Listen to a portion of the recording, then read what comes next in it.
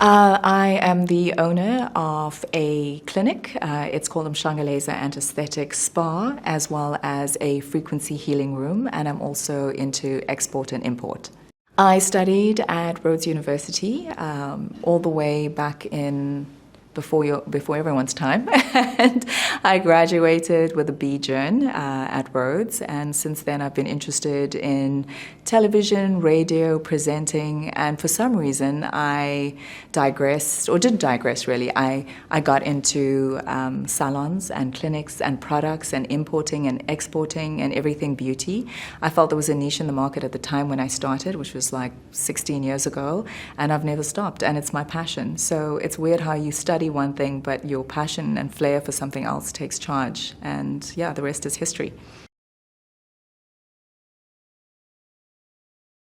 I feel my biggest dream along the way keeps getting tossed aside because my dream gets bigger and I want more. And I think there's no capping or ceiling on any desire or dream. So I have fulfilled all my dreams, but then I just move on to the next dream. So yes. My current dream is to make sure I make my frequency healing machine, alternative healing, a place in South Africa. I want it to find its feet in South Africa, and I want people to know that there's an alternative way to heal yourselves without too many pharmaceutical companies getting involved. My journey in beauty started after I'd qualified at Rhodes University. Then I got into some radio, local radio station in KZN, and then I moved to Johannesburg. And at that radio station, I dipped into some acting. And while I was acting, I realized there was a need for beauty as an actress to stay at your best, to look your best, an anti-aging miracle. So I started delving into the world of beauty. What is natural anti-aging? What is out there in the market? And the journey began, and then I couldn't stop.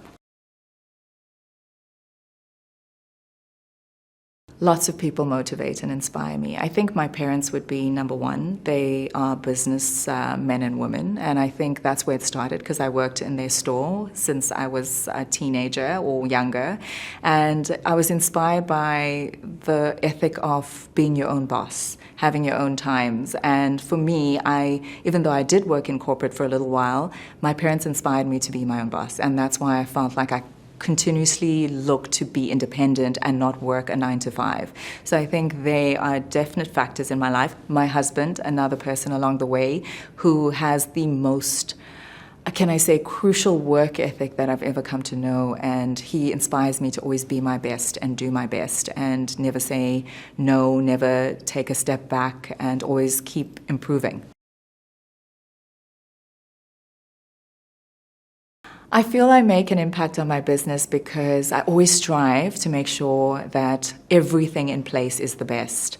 For example, I want to use my spa as an example. I'm always pedantic about the way the spa smells when I walk in, the way customers are received, right down to the minutest detail in the treatment room, to the send-off and the goodbye of the client. So I follow through from entry to exit. And for me, that's an important strategy because you're only as strong as your last treatment.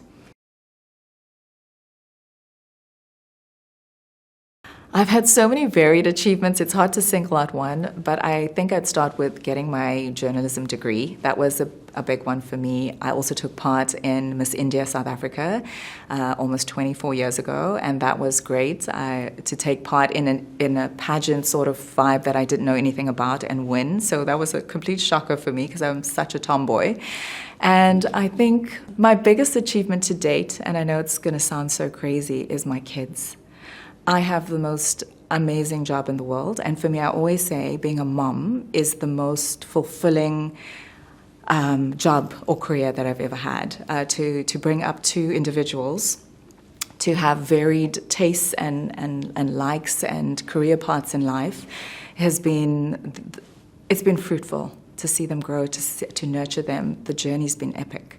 I love working with animals, so I've worked with various along the few years that I've been doing it. One would be SPCA. I'm very pro SPCA. I'm very pro pug rescue. I have 5 pugs currently, so pugs are a formidable animal who, when they get older, they can be problematic, and people often, they take dogs for the good, but not the journey. So we're like, all of those things have been close to my heart. I feel being in the industry where you are prominent and you are in the public eye, I feel you get a lot of scrutiny and backlash for certain judgments or certain opinions. And for me, I've found that I've needed to have a very thick skin over the years to understand that everyone has a right to an opinion, and it's okay for them to have an opinion and for me to not get entangled in it. Some of the challenges that I've faced in the last maybe 2 decades of my career has been backlash and people who are very opinionated of my own challenges and decisions and thought processes. And I think it's important to know that you, being in any industry or any career as a woman, to have a very thick skin so you can move over that and understand that nobody's opinion of you matters except your own. I think if I had to advise young women in this day and age, women who are taken up by social media and ready to be influencers, is be kind. I think the essence of a woman is humility and kindness. And if you can spread that in the world, we'd have fewer problems than we do have right now. I think the challenge in the world is not showing enough love and kindness. My future goals would be to be a better mom. Working on being a better mom is very important because you're opening up to a child through their tweens, their teens, and now into adulthood. So it's just like, how can you service your family better? How can you make sure that they have good values when they go out into the world?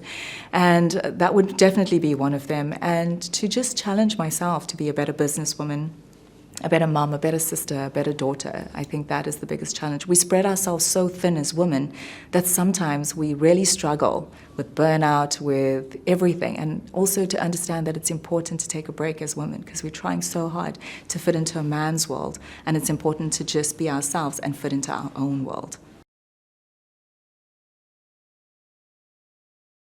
When I want to relax or find balance, I'm a yoga bunny. I love yoga and I love high-intensity training. I feel like there's a lot of release when you exercise. Okay, so I've finished 4 seasons of The Real Housewives of Durban, and we're about to jump into our 5th season. So I find that a challenge, and the reason I keep going back is I want to find out how you get to a balance where you're in a contentious situations and being able to come out the other side unscathed. So I find that it's challenging. It challenges my mind and I love it. It burns a lot of stuff, aggression, emotion, everything that's pent up you get to release. Also, lots and lots of green tea. It's my go-to drink. It like calms me down incredibly, and lots of time with my 5 pugs, with my kids, with my family. All of that makes me so happy and balanced.